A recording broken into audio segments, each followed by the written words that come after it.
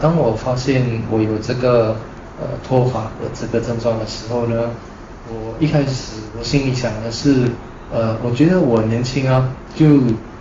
忽略了这个问题，就觉得说我还年轻，我可以生了新的头发，所以就忽略了这个问题。那么之后呢，差不多一两个月之后，我就摸了我的头，就觉得我的头发好像变得越来越少。甚至有感觉到脱发的症状，就感觉有点像那种秃头的感觉。那么我去照一照镜子的时候，就看到说有一些部分是很明显的可以看到这个白白的这个头皮，所以那时候开始我就非常的慌，也非常的担心。所以呢，我就问一问我周围的朋友，就关于这个问题。那么他们多数呢都会建议我说要注意这个饮食方面睡眠不要熬夜这种生活习惯这方面。当然我知道注意这些问题呢是可以改善我这个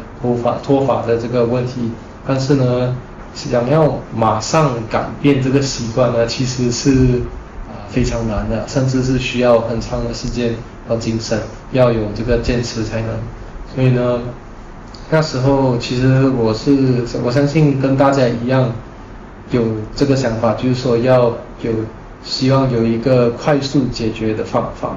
那么很幸运的是我遇到了我一个老朋友，他之前跟我一样有这种脱发的问题。那么我看到他的时候呢，他的发量是比之前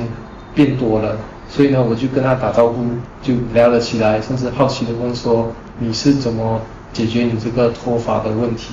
那么之后呢，他就告诉我说，他的这个秘诀是要长期的保养，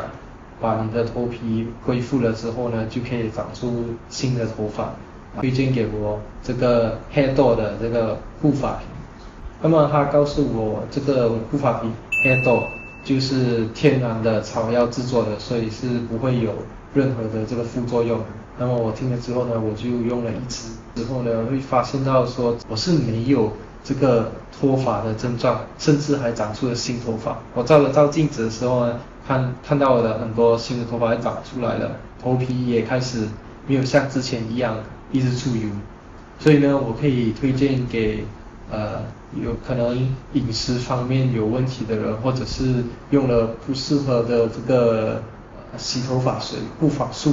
甚至是像我一样以前出门的时候有时会涂胶的朋友们因为可能涂胶的时候呢会导致到这个发量变少，也是导致到脱发的这个问题这些人呢，我推荐可以用这个 Hairdo。